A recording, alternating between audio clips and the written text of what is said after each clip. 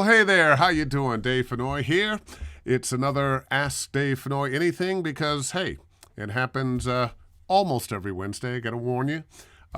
First 2 Wednesdays in November, I will not be here. I will be on the road doing some things. Tell you more about that later. By the way, just so you know, Ask Dave Fennoy Anything lives on YouTube at my YouTube channel. And wait a minute. There it is. There, up there. Dave Fennoy Voiceover Training. And if you are interested in voiceover coaching or to keep track of where I'll be teaching, when I'll be doing some workshops that I'm sponsoring, you can visit davefennoy.com, click the Study VO tab at the top, and book yourself or find out the information that you want to find out. We are going international today, so let me introduce a French voiceover actor and a good friend of mine, Luc de Villars. And you notice you got the applause and you got the flying in name. Yeah. I've upgraded a little bit. So, comment ça va, mon frère? Ça va, et vous? Ça va bien? Ça va. Pretty damn good. Well, good. And no, we're not going to do this whole thing in French because I got to about 50% of all the French I know right there.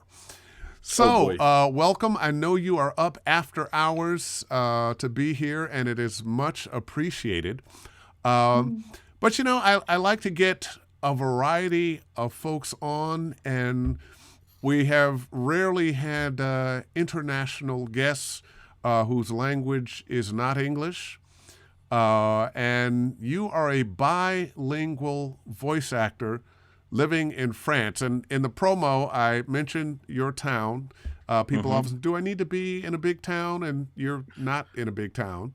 And I mispronounced it. I said Limoges. And it's, how do you pronounce it? Limoges. Limoges.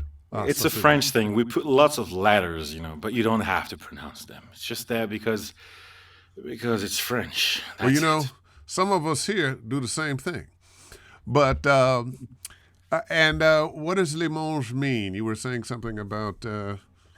Well, it's a verb. It's a French verb that usually first employed in the military, that if you would do something wrong at the military station wherever you were in France, you would be limogé, so sent to Limoges because it had a bad rap. But it was a long time ago. It's not like this anymore. It's better now. It's better now. Yeah, definitely. Yeah. It's a very nice town. And the first name of the town was Lemovitz, which is a 2,000 years old town, by the way. Wow. Yeah, we don't get those in the United States. I mean, they are here, but they're native cities that we actually don't pay that much attention to. There's some places where we have cities that have been inhabited, although they're not inhabited now, for hundreds and hundreds, if not thousands of years. But I'm getting off track. So, you've been in the voiceover game for about 5 years. What got you interested in voiceover? Well, that's a starter. Whoa. Because I remember a long time ago when I was young also, I'm getting older. Look, you're talking to the guy with gray hair now. Come on. You're talking with a guy with no hair. Come on. And I was playing the Walking Dead video game back then. And with my girlfriend from back then, who didn't like neither The Walking Dead, neither video game.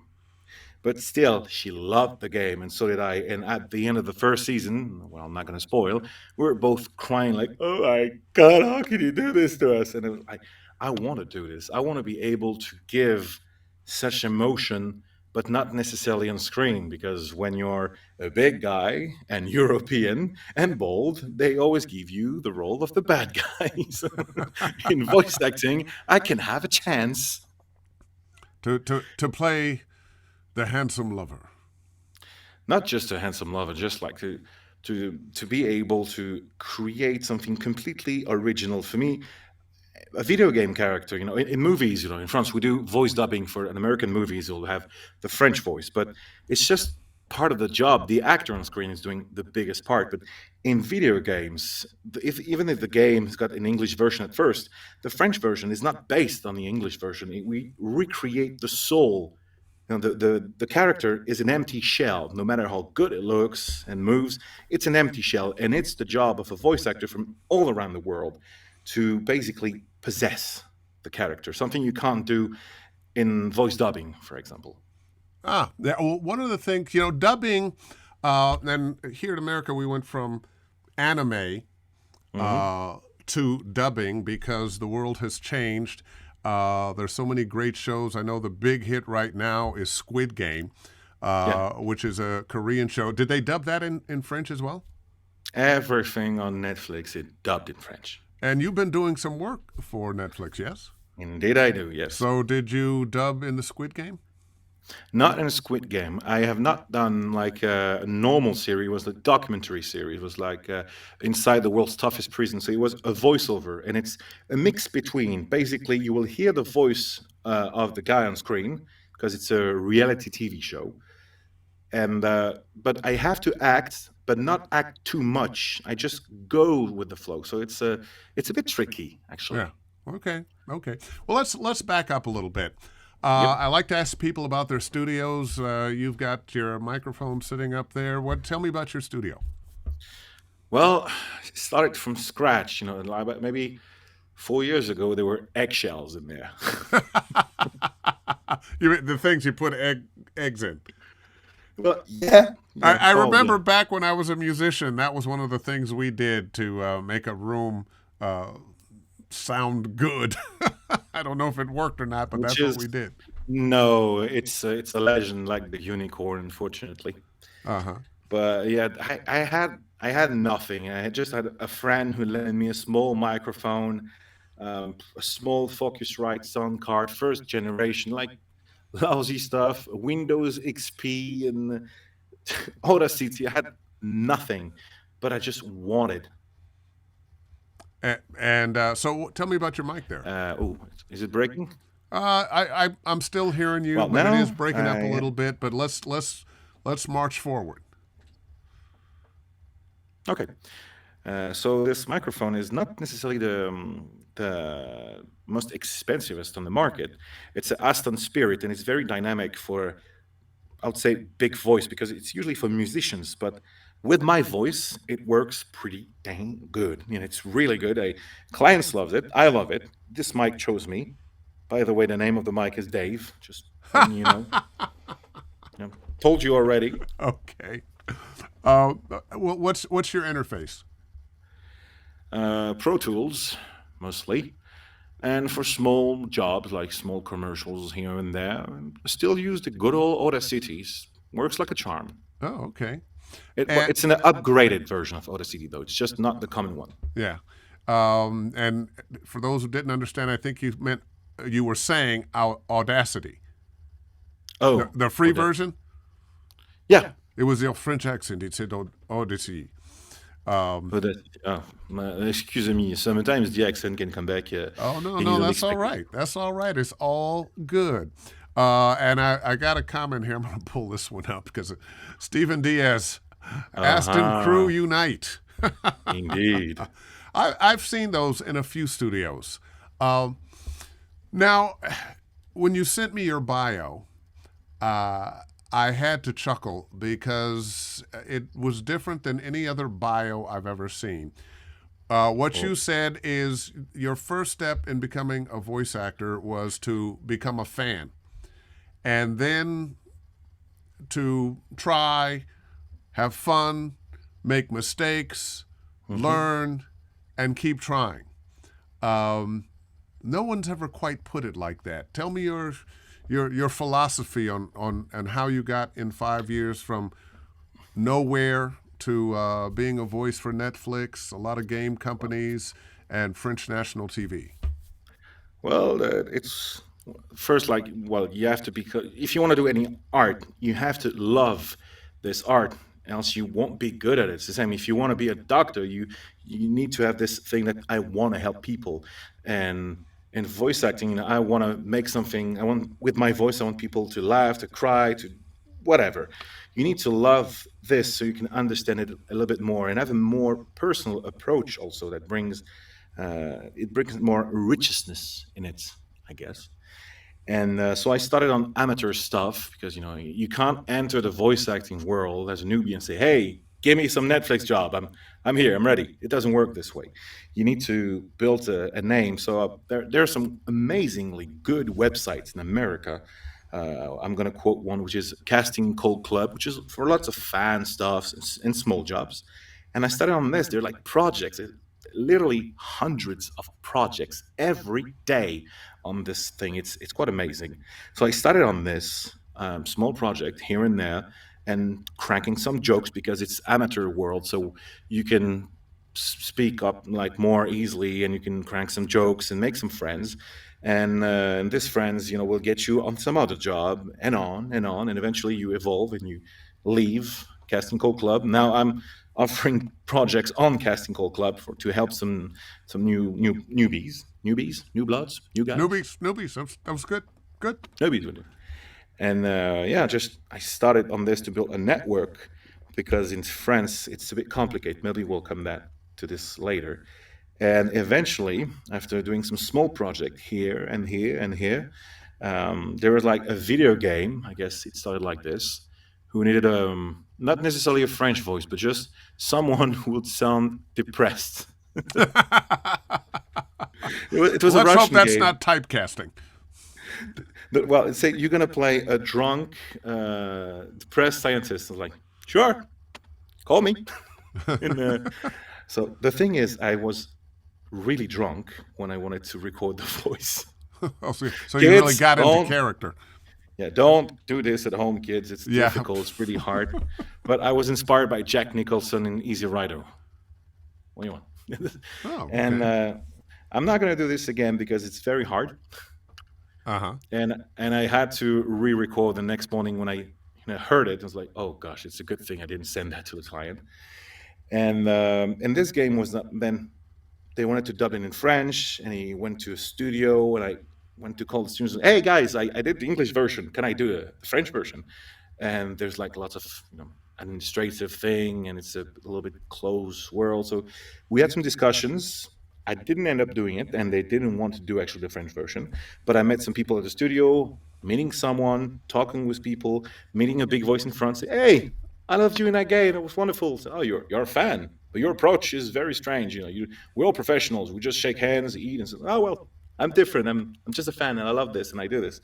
And my approach was just, I guess, very personal because, like I said, I started this as a fan of this world, of the work that you people do, and I just loved it. Just quite, And you're one of you people now too.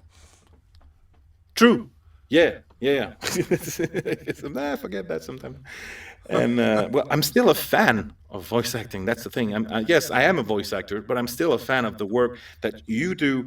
That of Nolan North, of Ashley Birch, and and that lady that you had not so long ago who did the voice, the Mass Effect gig. Oh, Jennifer Hale. Oh, hi Jan, hi.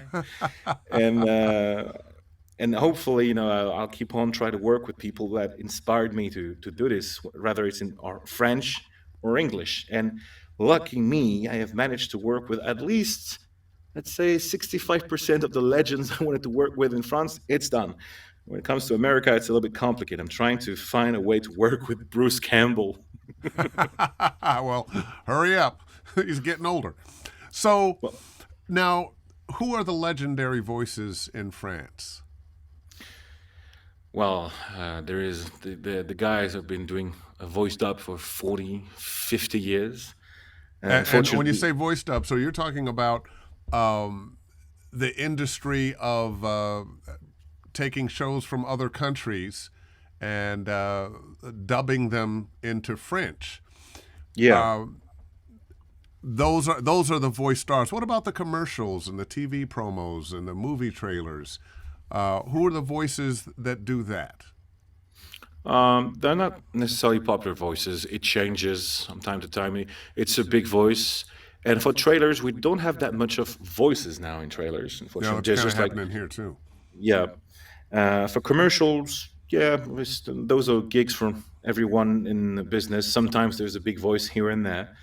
But in France, when it comes to voice dub, especially in the 80s, 70s, and 90s, they try to match the eyes of the actor with the voice actor. And for example, Arnold Schwarzenegger, I'll in be America, back. yeah, he's popular because he talks a bit like that. Yeah, come on.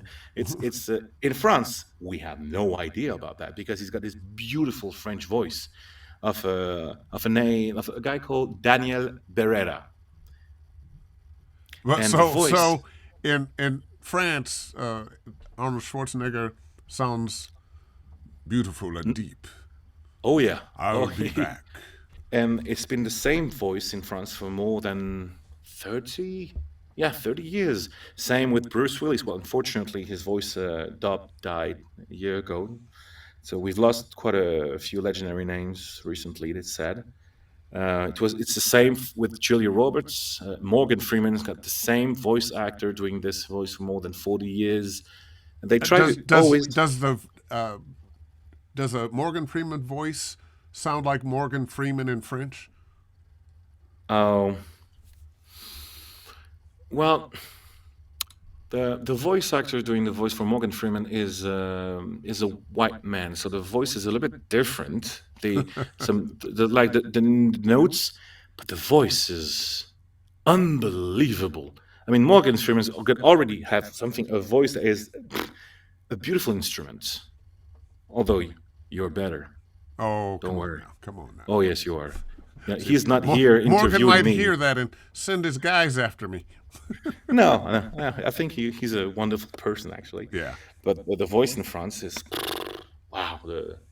Everybody knows the voice of Morgan Freeman in France. They don't know the name of the voice actor, unfortunately, but they know they they, they always like, oh, this is the voice of this guy and this guy. Same with Jim Carrey. There's a guy doing Jim Carrey for more than 40 years now, and the voice actors are very just the voice is popular, not the name. So we have a culture of voice acting, like in Italia and Spain. And in Italia, they got schools for voice actors. They got ceremony for the best voice actor. It's an art, and it's very important to find the right voice that will follow the career of an actor on screen for all his life. Well, let me ask you this: what is voiceover education like there? I know here, it doesn't really seem like the wild, wild west, but I still kind of think of it as the wild, wild west. It's not taught in that many universities. Certainly not in high school, even if they have programs for acting. Hmm.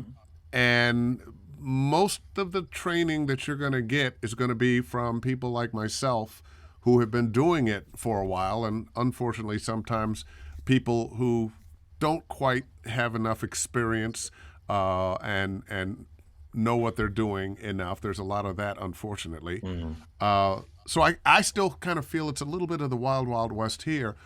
What are the training opportunities? Are there universities? Are there schools for voiceover? Are there, or just other voice actors teaching newer voice actors? So it's not like Italia. We don't have schools for this.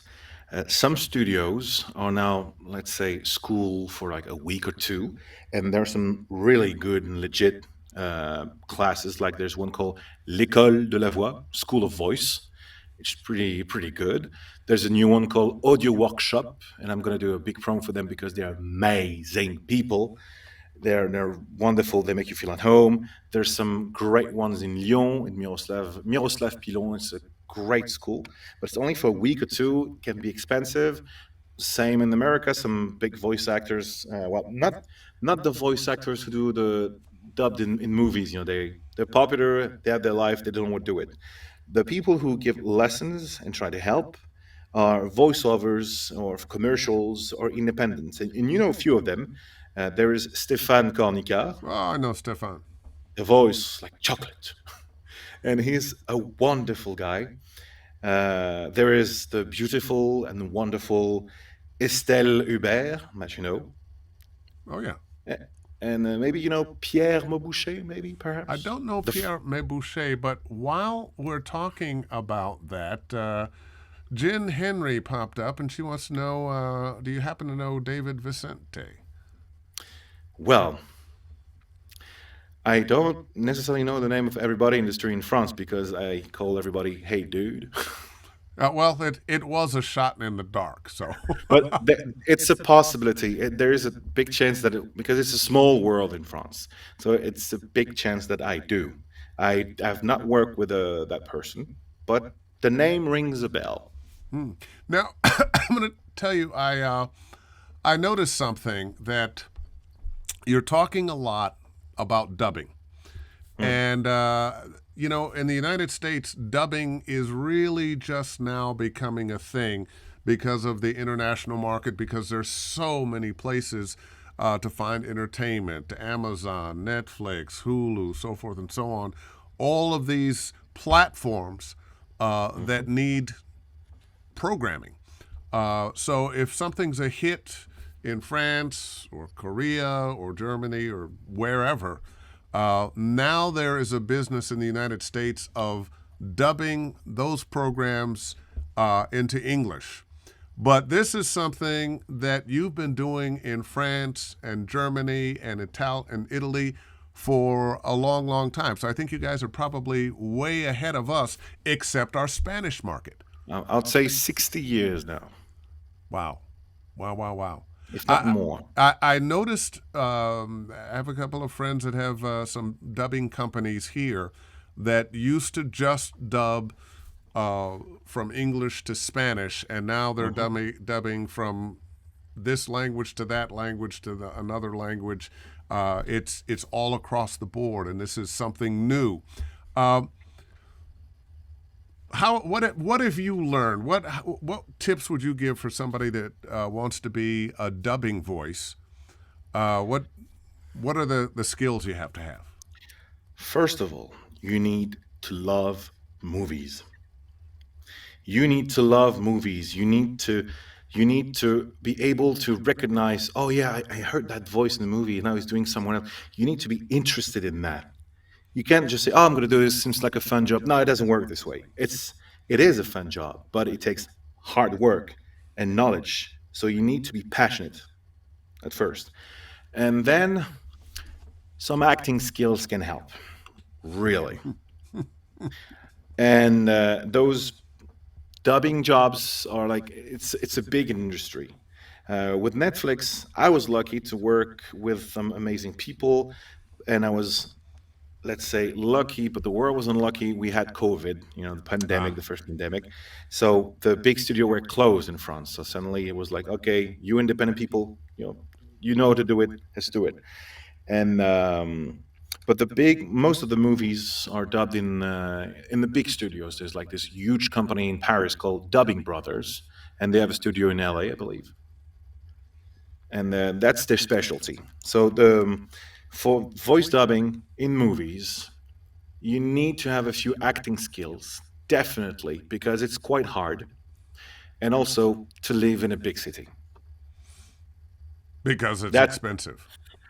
because it's a big industry, and it's going to be tough to make someone in a big studio or Netflix or whatever, the Fox or Warner Brothers, to trust you as an independent. Say, yeah, I'm independent and I have a few independent friends, and we can do this voice dubbing for this movie. Hmm. If there's this big studio in LA, they say, yeah, we're actually a professionals web studio, we can do it. It's going to be more expensive. They will go with them. Yeah. So yeah, you need to be in the big cities. Maybe I did some small stuff here and there, some anime stuff, maybe some short movies, but big movies, yeah, acting skills are necessary, and to live in a big city, that's a must-have. Uh, well, I've got a question here. Sylvain, I found that there's a huge difference of rate in between Europe and Canada and US. What's your take on it? Well, the rates are actually when I started this career, it was with American jobs, and some of them paid very little. Uh, I'm not going to say how much exactly in my first game job. Well, one of the few, but it was like $50 for 2 hours. Wow. I was excited. I was like, oh my god, I'm gonna do it. Oh, $50, I don't mind. And the gig in France was way more than that. So it depends from the clients. Then when it comes to rates, there we don't have something like you do, the Global Voice Acting Academy, the Mm-hmm. GVAA. My rates come actually from the GVAA. Ah. I just follow that line, or I try to stay as close as it, because it's definitely something that seems to be like the Bible of the prices. Yeah. And that's what I put on my paper when the clients say, "What are your rates?" That's my rates. And we are maybe on the verge of trying to make one for France, but So, well, let me ask, is there, we have SAG after here. mm, Is there a union that voice actors can be in France? there is a union. It's called Intermittence. And that's for people who work in the entertainment industries, whatever it's music or lights in concert and acting. So that's something quite special. It requires some lots of administrative paperwork that I personally call hell. And there's also this little feud between the independents like me and the people with the regime and stuff. The rebels and the empire, basically. But who is who? That's the question.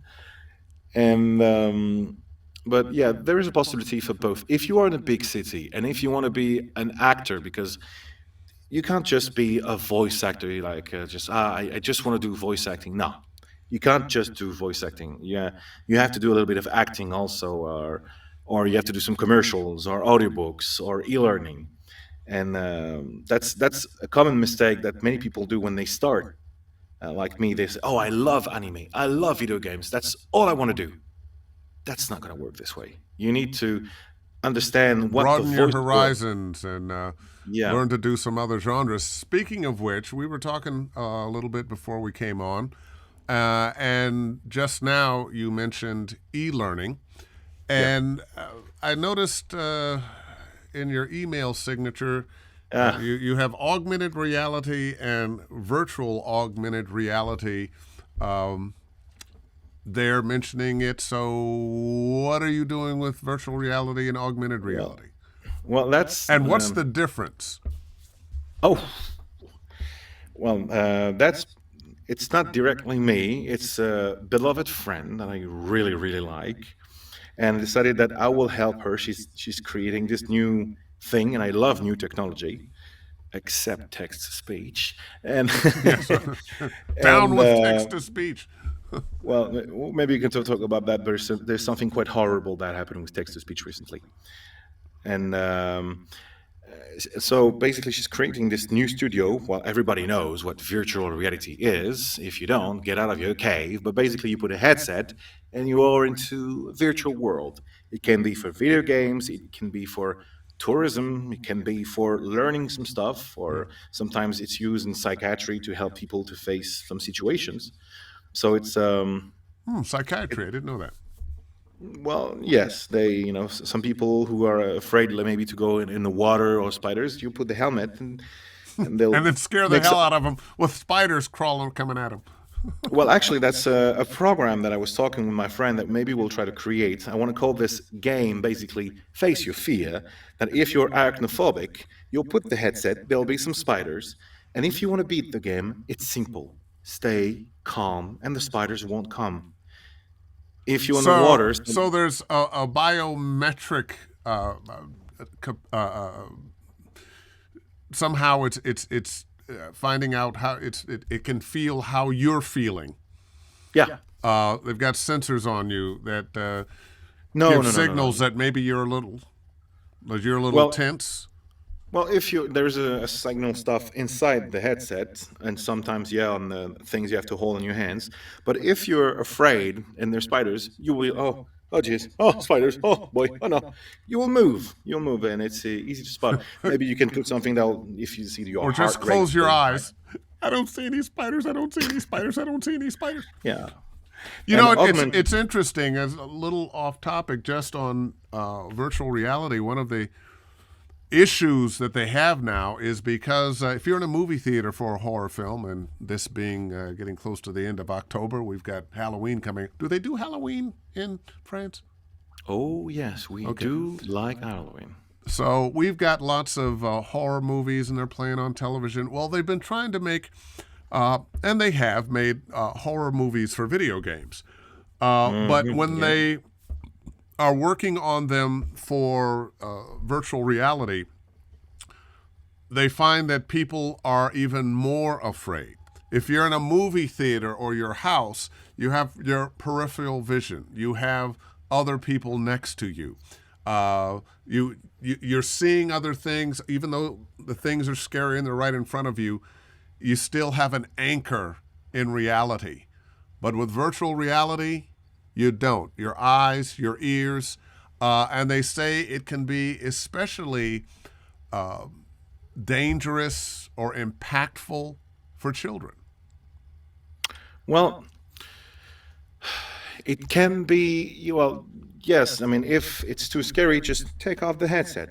But the thing, yeah, if you are not familiar with this kind of games, maybe it's better to not play those. Oh yeah. Or most of the horror games, you can play them virtual reality or without it. Like Resident Evil 7, you can do both. And if you don't want to do it with virtual reality, you don't have to. There's this very popular game on Steam called Phasmophobia, but I love this game. We have to enter houses where somebody died and find what kind of spirit it is, and sometimes the spirit will attack you, and you can't defend yourself when it attacks. You have to go somewhere and hide. And you can How play do this you game in hide from a VR. ghost? Well, you can hear the ghost basically making some walking sound and sometimes singing, like "I'm gonna get you," something like that. Yeah, it's a bit cliche, and you have to hide in closets or behind a desk or something. It's very scary, and your character don't run very fast. And I love to play this game with VR because I'm a nut job and I grew up watching the X Files. Okay, Okay, okay. I mean, But Dave, I have this is I took us off topic here. I Let's have a tattoo of the X Files right here. uh, oh, and we have a comment from Storm Otters. She says, "Hellblade in VR would definitely give me nightmares." Well, Hellblade, it's not a horror game, but Hellblade is very special because it's a part of the psychological aspect of video game that I love. In a movie or horror movie or whatever, a movie you're passive. Same with a book, you're passive. You're just watching. You're passive. In a game, you're active. Your brain is not passive because you have to interact. So there's something more than movies and books don't do. And is it good or bad? Depends on the game you play, of course. Yeah. But Headblade was very particular because you play this poor lady who's suffering from schizophrenia, and they recorded voice actor in a room. And they have this. Maybe you've seen those microphones. They are shaped like ears, Oh yeah, yeah. and they had voice actors walking around the room and speaking like you're gonna fail, you'll die, you can do it, like you're really crazy. They work with mental institution and people who really suffer from this horrible disease. Well, horrible disease, yeah, because and they want you. If you play this game, you don't need virtual reality. Just play the game with headphones, and it's horrible to have those 3D voices speaking to you, telling you you will fail, that you will bad. It's yeah, Hellblade is monumental, And, monumental. and Storm has another comment here on that. She says, "Yes, indeed, they did a lot of research in the making of the Hellblade game. It's fascinating to watch the behind the scenes. I can imagine. I can imagine." Well, I mentioned the lady who did the character of Senua and also the voice acting. They didn't have money anymore. It was the last game, so they hired the video editor of the team, Melina Jorgen. You know, she was a German girl, and she doesn't. Well, she had this accent, but she played a warrior from the old English time, so it doesn't matter. They could have been German, and she's not an actress. She's never been an actress, and she's very anxious in front of the camera. And they did the motion capture with her, the motion, the facial scan also, Yeah, and the yeah. voice acting. She received 3 BAFTAs for that, Wow. and she has never been an actress before. Wow. Well, she had a talent she didn't know she had. Well, yeah, it's just that if you have a dream, just go. With nothing can stop you. Just go. People, it will be easier for you if people help you on this quest than trying to stop you. If you have a dream, always go forward. Well, let me ask you that. And we're getting away from. I wanted to ask All you a right. little bit about your virtual reality work for e-learning, but who are some of Augmented reality also. tell me about the people that helped you and the people you're helping in this voiceover business in France. Well, in France, there are the some of the big names in the voice industry. They take time to speak with you to tell you how the rates function. Why do you need to know about why eggshells or Xbox or whatever you call them don't work, and why you need foam. And you know how I love. It's just behind me. There's foam, and there's foam everywhere. What kind of foam you need? They take time to explain to you why this mic, why this interface. They really helps you on that. And also you can, like, you can do lessons where they can basically tell you, they can teach you about voice acting and also how to build your studio and why the quality of the sound matters. So it's well, I'm getting Well, off it, topic. it, it sounds a little bit like here. Yeah, it's the same. Yeah, it's really the same. Yeah, one of the things I love about this business are the people in it. And people tend to be very sharing, very giving. Oh yeah. We root on our fellow voice actors when they book something. We're happy for them, even if it's something we audition for. I think some people early in their careers don't quite get why that is, but it's a thing. Hey, if it's for you, it's going to be you. You're going to get yours as long as you keep stepping up to the plate. And yes, I know the Dodgers are playing now. As long as you keep stepping up to the plate and delivering, Sure. or to Absolutely. keep the baseball analogy going, keep swinging, or keep pitching, or keep catching. Remember, I'm French. What the hell is baseball? Oh, come on! It's America's pastime. Um, so, way off track. You're a musician. Well, yeah. Yeah. So You too? I saw pictures of you and your band playing in front of crowds, and it looked like they were pretty big crowds, and looked like you were pretty head banging. What kind of music do you play? No, not really. No, I did a metal band, gothic, well, goth metal stuff. I was not particularly a fan, but it was like I was like, I don't really like this music, but I want to see if I can do it and if I can enjoy it and have fun. It's my kind of music. I love hip hop, jazz, and classical music. For But you Christ's had a sakes. you had a metal band because you only needed 3 chords. No, actually, there was some technicity in this music. I'm not gonna say it was bad.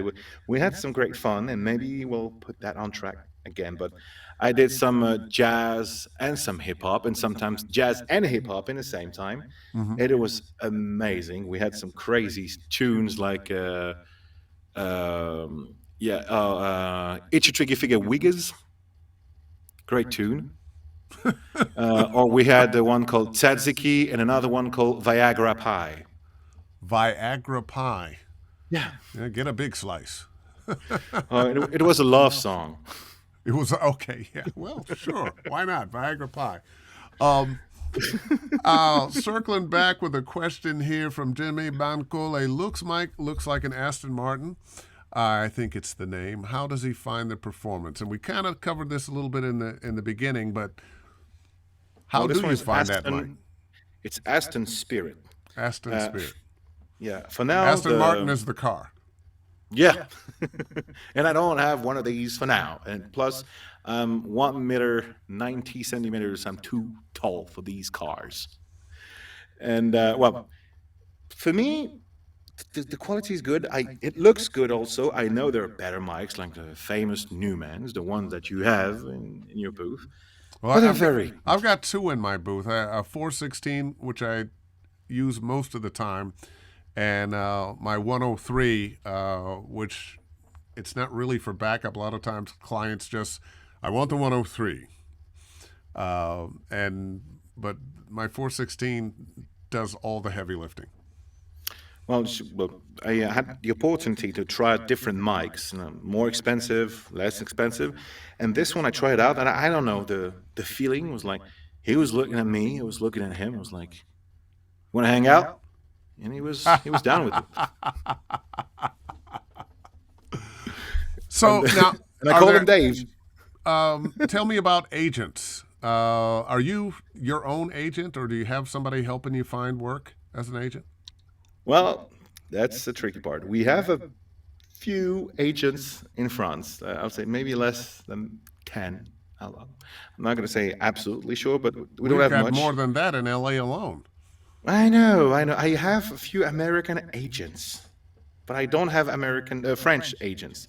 They only work with the best of the best of the cream of the best. And I'm just the cherry right now, not yet on Okay. the top. Well, 5 years in, you're doing pretty well, and just keep doing what you're doing. I got a question here, and by the way, happy to take your questions. There's no stupid question. Pop them in there. Theodore Mezzacapo, question for Luke. What are your warm-up routines or any daily exercises aside from reading out loud? Well, reading out loud is the first one. Then singing, definitely singing. Sing a few songs. And Elvis is my guide. Elvis? Oh yeah, Now, is that Elvis. fat Elvis or skinny Elvis? Well, skinny Elvis. And when I want to go, when I know that they want a seductive voice, I prepare the body and I sing some Teddy Pendergrass Oh, no, because you cannot just say that and not what? do it. Give me some Teddy. Close the door. All of that. Turn out the No, lights. Give me I'm, some Teddy now. Come on. I'm already shaking of this interview. And it's my routine, and the routine, no audience. It's But just you and me. Nobody else is here. Honest. right now I'm confused. Do I think about an All Green song or Teddy Pendergrass song? Al Green. Are you sure you're not black? Well, you guys have brought one of the best culture and helped to make one of the best culture and musical culture. So thank you guys a lot for raising up the game a bit. Well, as I've mentioned before we went on, we were talking about American culture and the world, and we have donated a lot, or some would say we have infected the world with both good and bad. Some of the good is definitely in the entertainment world, and definitely the music of America, which basically is the music of black people here, and the people who copied that black music here has infected the world, and that is a beautiful thing. Um, hey, I've got a question here about your Hope Fox. Hey, what's your project for the future? Your desires? What are the kinds of things that you want to do? And what have you got on your plate that you didn't have to sign an NDA for? Bruce Campbell. And also, well, we can talk about this because we're both on the project. This strange game, this new type of board game. It's called Irun. You can, by the way, in the script, you can roll the R if you want. You don't have to. Irun. Irun. Irun. And it's a board game that you will use an application on the phone, so maybe AR, so augmented reality. Basically, augmented reality, you have like a paper with the QR thingy, or sometimes just a picture, and you just scan it with your phone, and something will appear on your screen that will not be in reality, but on your phone it will be. So, Pokemon Go is augmented reality game, for example. Yeah. So this board game has used this technology, and it's they have some of the best voice actors in France doing the French version. So they say, "Can we do the best for the English versions?" Yeah, sure. but I know better than Morgan Freeman. If you don't mind, I'm going to ask Dave. And there you go. And there we go. Yeah, so it's amazing where jobs come from sometimes, just out of the blue. And that's interesting. I was on a project several years ago with a huge book, and I cannot remember the name of it right off the top of my head.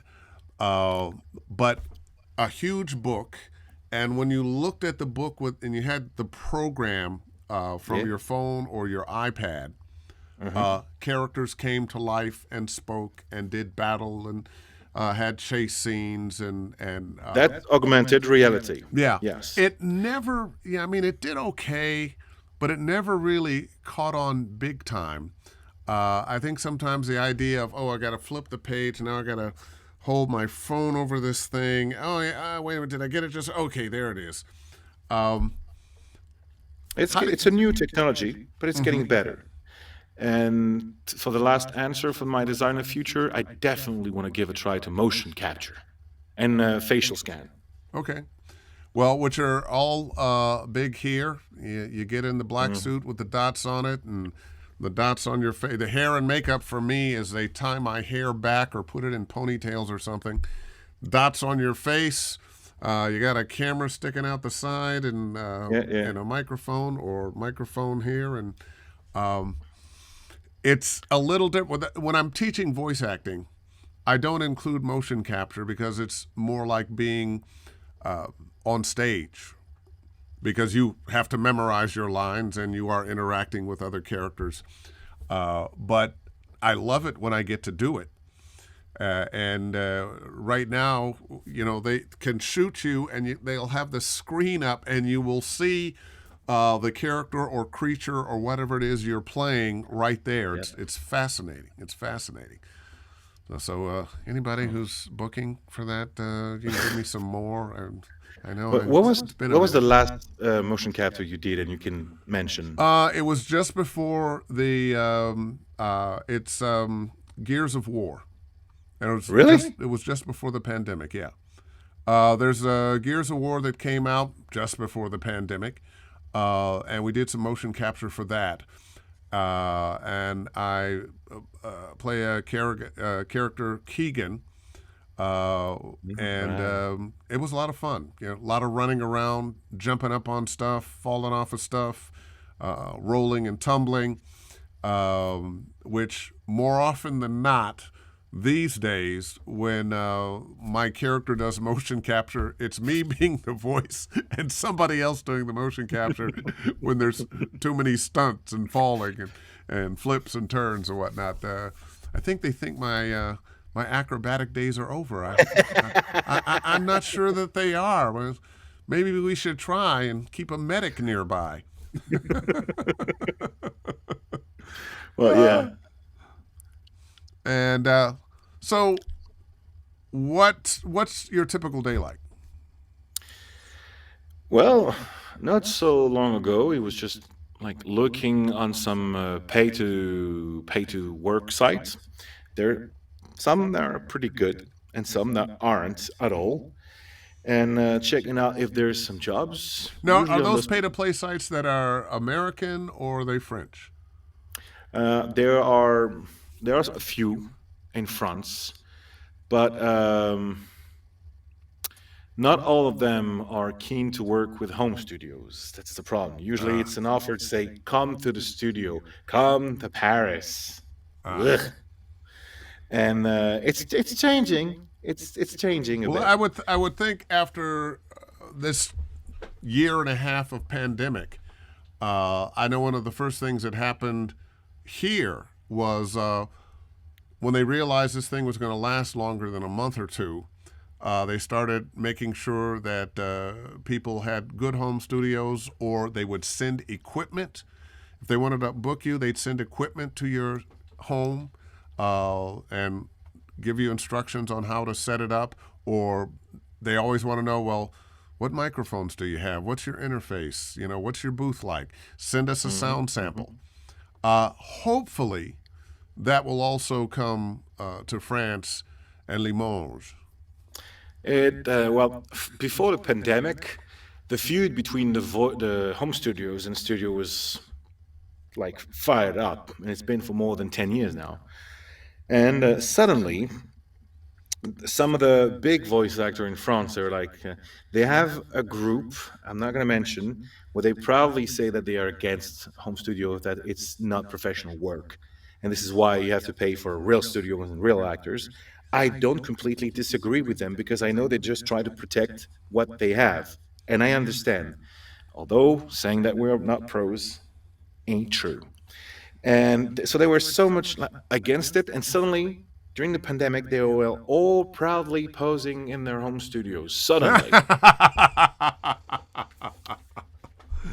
Sorry, Yes. but I love some of them. But in those legends, there are a few dumbasses. Sorry to be rude, but gee. Well, And if but your position it's is okay. don't do it in a home studio, don't I do it in a home yeah. studio. But I understand the reasons, and I'm not against it. Just we are they have to understand that home studios, they're not against them, we're not against them, we want to work with them, we love them. And so it's just some of us we choose to not go in big cities for sometimes personal reason. I am in Limoges because my parents are nearby, and they always back me up. They when I stopped school when I was young, they say, what do you want to do? I say, I want to do some rock and roll.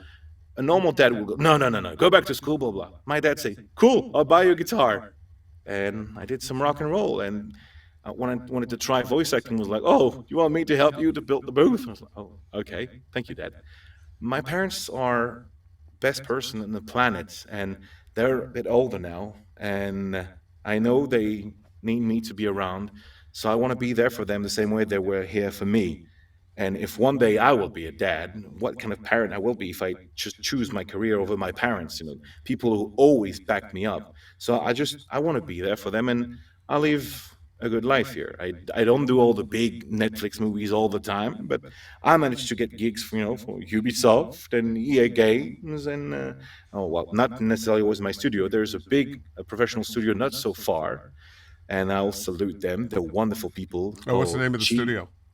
G4F, G4F. It's in Angoulême. It's a small town. It doesn't look like much, but actually there's a lot of things happening there. They have motion capture studio, filmmakers school, animation schools, manga schools, video game schools. There's You might want to think about setting up a studio yourself in Limoges. Well, I have my own. And this studio in Angoulême is only like an hour from here, so okay. I'm fine and dandy so far. Everything Okay. is doing All pretty right, good. all right. It's so good. I bought a house not so long ago in the countryside, Ah, so well, I'm doing the next fine. time I'm in. How far is Limoges from Paris? Paris. About three by car, 3 hours and a half, 4 hours maximum. Okay. Well, next time I'm in France, I'm coming to see you. Sylvain, Sylvain has another question or a comment. When doing a French accent into English, oh boy, do they expect the French stereotype like Maurice Chevalier with the baguette? How are you? So good to see you, my friend. Yep, they do. Do they want you to do a little beyond what your actual accent is, huh? Well, yeah, usually you're French, so do the French accent. And sometimes I like to trick some of the American clients. I'm like, you want me to be a normal French accent? Because I can switch it out. Yeah, that was a southern French accent there. No, that was not French. I know. Well, it was the well, joke. You were doing a southern accent, so. Yes and no, because I believe New Orleans is in the south, right? Oh yeah, and they speak French. and it very very French. I've discovered in video games quite some stuff. In this game Mafia 3, I've learned a few stuff. It was New Bordeaux, but it was New Orleans. Are you in And Mafia 3? But you are. Oh yeah, I am. Yeah, I was about to say, are we in the same I game? play the game. Cool. And that DJ you play, my God, that was beautiful. There's a lot of That long way. speeches. Yeah, that no way you talk. Oh, brothers, let's do some revolution. That's something I can't even do it. That was a great gig. I really enjoyed that gig. Got another comment here. Marian in Toro. Hello, Luc de Villars. I'm currently dubbing a French production into English. Are you familiar with any indie French studios willing to work with an American talent for dubbing French to English? I'm currently dubbing a French production into English. Good luck. Are you familiar with any French indie Oops, studio? up. I'm Oh, sorry. I don't. any French studios willing to work with an American talent for dubbing French to English? Well, to dub from French to English, I believe those are companies that are directly in America. But yes, I do know one that is in LA, I think, and I will. If I give you the information, can you give it to Marion? You know what? Yes, you can. Or Marion, just ask me on Facebook. Send me a private message. I will give you the name of that studio that you can maybe ask them. But I know they do French to English and vice versa. And by the way, just by happenstance, I had a student today. He's an American kid, Jack Sanders, but he lives in Paris. He went to school in Paris, and he actually has a little talent. And I said, oh, well, coincidentally, my guest this evening is Luc de Villars. You should get in touch. So expect to hear from Jack Sanders. 23 years old, pretty good actor already. And you might find some work from him because I know that's one of the things you do. Well, I need people who's got a good sound, and if he wants to improve his booth, or if he's not completely professional, I'll definitely help him out. Okay. But yeah, definitely. I did help a few newbies to build their voice recording booth. Mine was not too expensive. It's if you're a little bit handy, it's yeah, I can definitely help. Okay. Well, he actually has a booth already, Oh, and it looked perfect. like his mic looked like a 416. The studio was a little dark, kind of like yours. That ambiance. They had the dark studio. It was so romantic. And you could Do you think I you hide could bottles almost of you could wine? almost smell the baguettes and cheese and butter outside his studio. No, uh, I'm getting carried away. Do you think I've got bottles of wines in my booth? Yes. Actually, well, there's one right there. See, see. Oh, that's it. No, because there's a. Oh, Jesus. Eh, merde, okay? Hey, you're cussing on my Zut alors, merde. Oh, well. Yeah, well, that's the thing that most of the Americans, oh, you're French. Oh, sacre bleu. Nobody We says don't. that anymore. No, I think the last time was 1962, I guess. Oh yeah, yeah. That's I probably learned it about then. Oh boy. Well, listen. Excuse me. We've just about wrapped this up, and I certainly one of the best things about doing this is I get to know things about my friends that I might never have known, but fortunately in the good way. Sometimes you find out things about your friends. You're like, "Ooh, I wish I didn't know that." Yeah. But I love the fact, Luc de Villars, that you are a voiceover community person. Um, you had me help out some students on a project that I was happy to do, and you are somebody that pulls people together to get things done. So one, if you're on Facebook, you might want to befriend Luc de Villars. You don't know what might be coming from him. Great guy, great spirit, and great guest. And you must be sweating here. What's No, going on? I'm not aware of compliments, but I appreciate what you're saying. Well, it's just who I see you to be. It's my experience of you. Well, I've used the knowledge that you've passed on the Ask There Fennoy sessions. I was on the question box also not so long ago, and I just use some of the thing that the veterans like you took the time to answer the right questions, And if it was not the right question, you would mention that's not the right question. This is the right question. I'll give you the right answer. And And and there, your compatriot here, the last couple of comments, Sylvain, we probably know the same studios. Yeah, he is also French. well, I love his name because La Tendresse. Well, tendresse is basically tender. So is Sylvain, the tenderness.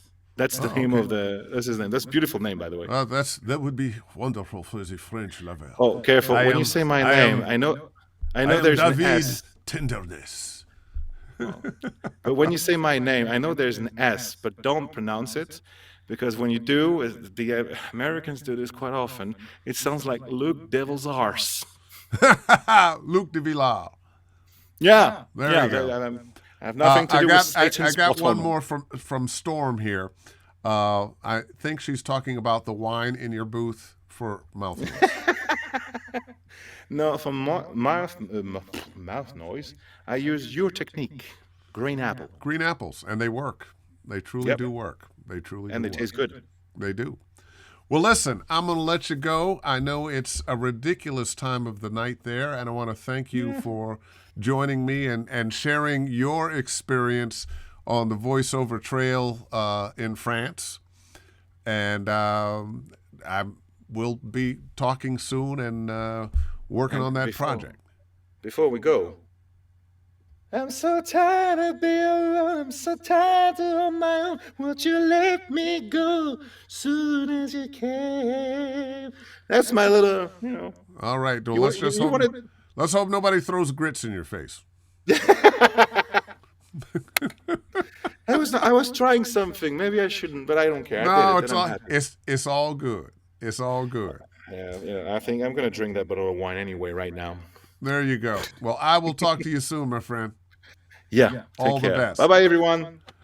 All right, Luc de Villars. And fun guy, really good guy. And next time I'm in France, I'm going down there. I'm going to take that drive. Ask Dave Fennoy Anything lives on YouTube after the fact. My YouTube channel, Dave Fennoy Voiceover Training. And if you're interested in voiceover lessons or finding out where I'll be teaching, davefennoy.com. So I hope you enjoyed it. In the meantime and in between time, we're back next week. But until then, book something.